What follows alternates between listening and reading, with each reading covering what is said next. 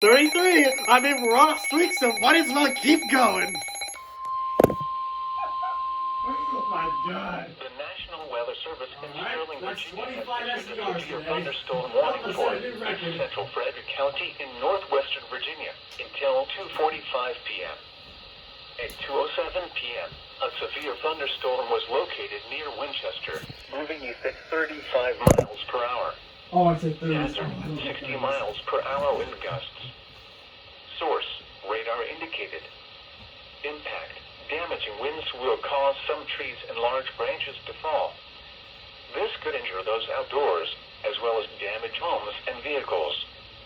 Roadways may become blocked by downed trees.